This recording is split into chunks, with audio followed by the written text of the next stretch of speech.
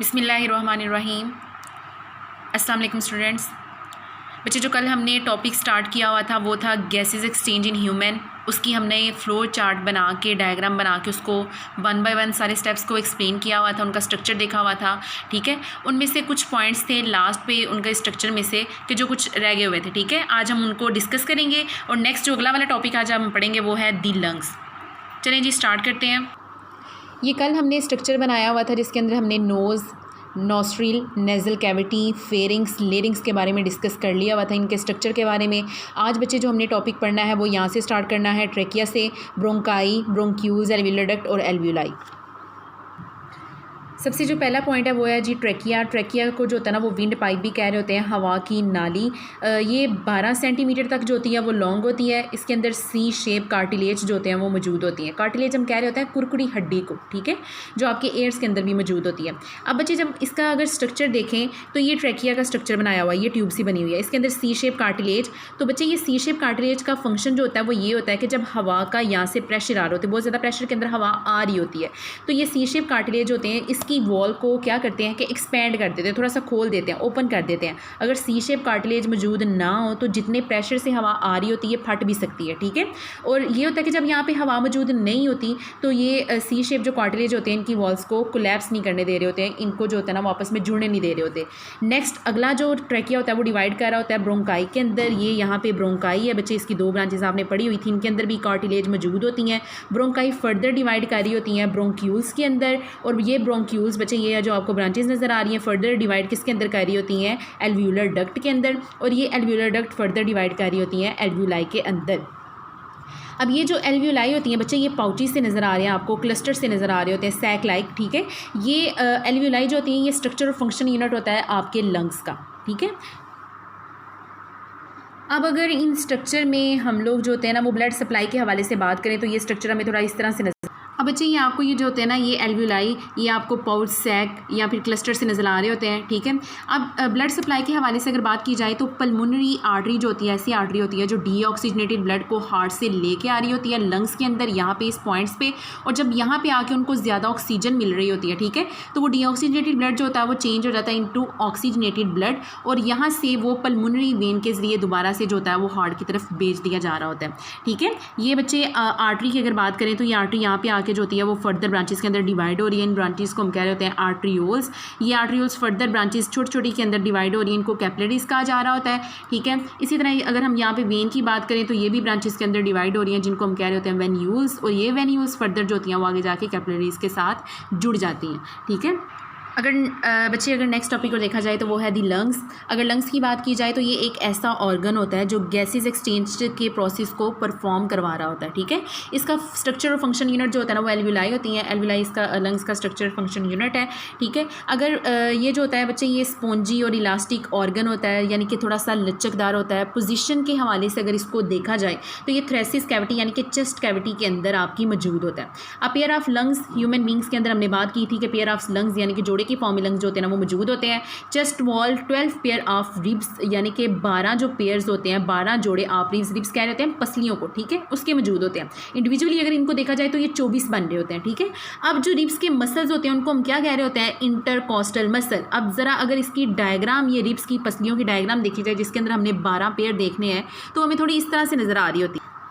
ये बच्चे रिब्स की जो होती है ना वो डायग्राम है जो कि आपके थोरेसिस कैविटी के अंदर मौजूद होती हैं। ठीक है, ये वाला और ये वाला इसको एक पेयर कह रहे होते हैं। ठीक है, देन ये और ये इसको सेकंड पेयर इसका कह रहे होते हैं। इसी तरह ये सारे जो होते हैं ये पेयर फॉर्म में होते हैं। ठीक है, इसकी अगर यहाँ पे काउंटिंग स्टार्ट करें हम लोग तो ये यहाँ पे आपको जो होते हैं नज़र आ रहे हैं कि ये 12 पेयर जो होती है ना वो रिब्स की बन रही होती हैं यहाँ पे। ठीक है, अब बच्चे अगर इसको इंडिविजुअली देखा जाए, एक एक करके देखा जाए तो यहाँ पे 24 जो होती हैं ना वो आपको रिब्स नज़र आ रही होती हैं। अब अगर इस डायग्राम में देखें तो बच्चे आपको रिब्स के अंदर जो होता है ना वो लंग्स नज़र आ रहे होते हैं। ठीक है, तो ये जो चेस्ट कैविटी के अंदर ये रिब्स हैं उनके अंदर आपको लंग्स नज़र आ रहे होते हैं। ठीक है, लास्ट पे बच्चे अगर हम यहाँ पे देखें तो हमें जो होता है ना वो थोड़ा सा जो होता है ना वो डोम शेप, ठीक है, गुंबदनुमा स्ट्रक्चर नज़र आ रहा होता है, इसको डायाफ्राम कह रहे होते हैं। ठीक है, इसका स्ट्रक्चर आगे हम जाके फर्दर पढ़ेंगे कि ये क्या होता है डायाफ्राम। अगर बच्चे इसके स्ट्रक्चर के हवाले से लंग्स के देखा जाए, ठीक है, तो हमने कहा था पेयर फॉर्म के अंदर ह्यूमन बीइंग के अंदर होता है ये जोड़ा एक, ठीक है। अब जो इसका ये राइट वाला लंग्स है, ठीक है, राइट वाला लंग्स, ये इसका जो होता है ना वो लेफ्ट वाला है। जो राइट लंग्स होता है वो क्या होता है कि वो लार्जर होता है एज़ कम्पेयर लेफ्ट लंग्स के, क्योंकि इनके अंदर क्या होते हैं कि 3 लोब्स, 1, 2 एंड 3, 3 लोब्स जो होते हैं वो मौजूद होते हैं। अगर लेफ्ट लंग्स की बात की जाए तो यहाँ पे 1 एंड 2 इसके अंदर 2 लोब्स मौजूद होते हैं। आपको वैसे भी स्ट्रक्चर के अंदर नज़र आ रहा होगा कि ये आपको जो होता है ना वो थोड़ा सा लार्ज नज़र आ रहा है और ये वाला पार्ट जो होता है वो छोटा नज़र आ रहा है। सेकंड, इसकी क्या कंडीशन हो सकती है, किस वजह से ये हो सकता है बच्चे, ये दरमियान में आपको हार्ट का स्ट्रक्चर नज़र आ रहा होता है और आप देख रहे हैं कि हार्ट जो होता है ना वो ज़्यादातर इसका पोर्शन जो होता है वो लेफ्ट साइड पर होता है, ठीक है। तो ये हार्ट के स्ट्रक्चर की वजह से, ठीक है, इसकी लोकेशन की वजह से भी जो होता है ना ये स्ट्रक्चर इसका लंग्स का लेफ्ट साइड जो होती है ना वो स्मॉल होती है। अब बच्चे लंग्स के अंदर जो होती हैं इसकी 2 मेम्ब्रेन होती हैं। एक होती है जी इसकी इनर पेल्यूरल मेम्ब्रेन, सेकंड वन होती है इसकी आउटर पेल्यूरल मेम्ब्रेन। अगर इसको मेम्ब्रेन के तौर पे देखा जाए कि इनकी मेम्ब्रेन्स होती हैं वो कैसे होती हैं, तो वो थोड़ी यहाँ पे आपको बच्चे नज़र आ रहा होता है, ठीक है। ये जो आपको बाहर की साइड पे ये रेड सी लाइन नज़र आ रही होती है, इसको कह रहे होते हैं कि ये इसकी आउटर पेल्यूरल मेम्ब्रेन है, ठीक है। अगर अंदर की तरफ मूव करेंगे आपको ब्लू सी लाइन नज़र आ रही होती है, इसको कह रहे होते हैं कि ये इसकी इनर पेल्यूरल मेम्ब्रेन है, ठीक है। इन दोनों मेम्ब्रेन का क्या होता है कि इसके दरमियान में ये जो आपको वाइट सा नज़र आ रहा होता है इसके अंदर फ्लूइड मौजूद होता है, ठीक है। और ये फ्लूइड जो होता है वो क्या कर रहा होता है कि इसको लुब्रिकेट कर रहा होता है ताकि ये जो होता है वो ईजिली जो होता है ना वो एक्सपैंड कर सके और कॉन्ट्रैक्ट कर सके। ये था बच्चे आज का टॉपिक। अब जल्दी से इसकी रीडिंग की तरफ ज़रा चलते हैं। तो बच्चे आज का हमारा जो लेक्चर स्टार्ट हो रहा है वो यहाँ से हो रहा है, ठीक है। ट्रेकिया से हो रहा है। ट्रेकिया के बारे में हमने पढ़ी, इसको विंड पाइप भी कहा जा रहा होता है। सी शेप कार्टिलेज इसके अंदर मौजूद होती है। यहाँ पे एसोफेगस का वर्ड लिखा हुआ है, इसको कह रहे होते हैं खुराकी नाली, ठीक है। तो ट्रेकिया आपकी जो होती है ना वो फ्रंट पहले होती है, खुराकी नाले से आगे मौजूद होती है, ठीक है। नेक्स्ट बच्चे यहाँ पे हमने कार्टिलेज का ये भी पढ़ लिया हुआ है, फंक्शन भी। नेक्स्ट ब्रोंकाई के 2 जो होती है ना उसकी ब्रांचेज होती हैं जो निकल रही लंग्स के अंदर मौजूद होती हैं। सिंगुलर उसको ब्रोंकस कह रहे होते हैं। इसके अंदर कार्टिलेज प्लेट मौजूद होती हैं। ब्रोंकाई फर्दर डिवाइड कर रही होती हैं ब्रोंक्यूल्स में, और ये लॉस ऑफ कार्टिलेज यानी कि इनके अंदर ब्रोंक्यूल्स के अंदर कोई भी कार्टिलेज मौजूद नहीं होती। नेक्स्ट जब ब्रोंक्यूल डिवाइड कर रही होती हैं एल्व्यूलर डक्ट के अंदर। नेक्स्ट बच्चे एल्व्यूलाई जो होती है ना वो सैक लाइक स्ट्रक्चर होता है, पाउचेज होते हैं, क्लस्टर की फॉर्म में नजर आ रहे होते हैं। अब ये लास्ट वाले पैरे में यहाँ पे जो होता है ना वो ब्लड सप्लाई के हवाले से बताया हुआ है कि पल्मोनरी आर्टरी हार्ट से ब्लड लेके जा रही होती है, ठीक है। आर्टरी जो होती है वो डिवाइड करती है आर्टरियोल्स के अंदर, फिर कैपिलरीज के अंदर, और ये क्या कर रही होती है कि जब ये ज्वाइन करती हैं कैपिलरीज आपस में वेन्यूल्स बना रही होती हैं, और ये पल्मोनरी वेन्स जो होती है वो ऑक्सीजनेटेड ब्लड को लेके हार्ट तक पहुंच जाती है दोबारा, ठीक है। अगला हमारा टॉपिक था द लंग्स। लंग्स के अंदर पहला हमने पॉइंट जो था वो पढ़ा था कि ये एल्व्यूलाई जो होते हैं इसका स्ट्रक्चर और फंक्शन यूनिट होती हैं। थोरेसिस कैविटी के अंदर मौजूद होता है, 12 पेयर होते हैं इसके अंदर। इसके मसल्स को हम कह रहे होते हैं इंटरकॉस्टल मसल।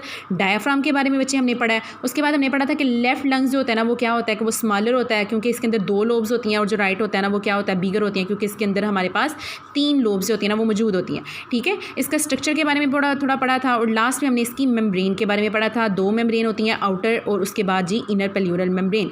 और ये बच्चे लास्ट वाली लाइन में इसका फंक्शन लिखा हुआ है कि ये क्या कर रही होती है मेम्ब्रेन, इसके अंदर फ्लूइड होता है जो कि लुब्रिकेशन प्रोवाइड कर रहा होता है ताकि फ्रीली वो एक्सपेंड कर सके और कंट्रैक्ट कर सके। ये हमने डायग्राम आपकी देखी थी, उसके अंदर ये सेम आपने बच्चे अपनी स्केचबुक के ऊपर जो होती है ना उसको लेबल करना है, ठीक है। इसकी प्रैक्टिस करनी है। अब यहाँ पे बच्चे आपका एक साइड बॉक्स दिया हुआ है। कल हमने बात की थी नेजल कैविटी के अंदर जो होती है ना अगर कोई डस्ट पार्टिकल चला जाए, ठीक है, तो उसके अंदर हेयर और म्यूकस वगैरह मौजूद होता है जो वहाँ से उसको ट्रैप कर लेता है, कैप्चर कर लेता है। लेकिन अगर वहाँ से कोई ऐसा पार्टिकल है जो बच के निकल आया, ठीक है, आपके लंग्स तक पहुँच गया, तो आपकी जो ट्रेकिया और ब्रोंकाई होती हैं इनके अंदर भी जो होता है ना बच्चे वो सिलिएटेड और ग्लैंडुलर सेल्स मौजूद होते हैं। इन ग्लैंडुलर सेल्स का ये फंक्शन होता है कि इन्होंने सिक्रीट करवाना होता है म्यूकस को, जो कि क्या कर रहा होता है कि ट्रैप कर लेता है जो पार्टिकल डस्ट का आ जाए या फिर कोई बैक्टीरिया वगैरह आ जाए उसको, और एस्केप फ्रॉम नेजल कैविटी जो कि बच के आ गया नेजल कैविटी से। नेक्स्ट बच्चे यहाँ पे उन्होंने सीलिया का फंक्शन लिखा हुआ है कि सीलिया जो होते हैं वो क्या कर रहे होते हैं कि वो उस जो मूवमेंट करवा रहे होते हैं। सीलिया होता है थोड़ा सा ऐसे स्ट्रक्चर, ठीक है, वो मूव करवा रहा होता है उन पार्टिकल को, डस्ट पार्टिकल या बैक्टीरिया को जो यहाँ पे ट्रैकिया या ब्रोंकाई तक पहुँच गए हैं वापस ओरल कैविटी में, और वो कफ जब आप कर रहे होते हैं तो वो बॉडी से बाहर रिमूव कर जाता है, ठीक है। तो बच्चे ये यहाँ से लेके आप जो आपका लेक्चर था यहाँ तक, ठीक है। इस डायग्राम की इस साइड बॉक्स को पढ़ लेना, डायग्राम की प्रैक्टिस कर लेना। ये मैंने कल बताया था ये आपके लॉन्ग के तौर पे बड़ा ज़्यादा इंपॉर्टेंट है टॉपिक, ठीक है। दी लंग्स में बच्चे आपका शॉर्ट के तौर पे पूछा जा रहा होता है, ठीक है। इसका स्ट्रक्चर जो होता है वो बड़ा इंपॉर्टेंट है, तो इसको तैयार कर लेना। Thank you, have a nice day.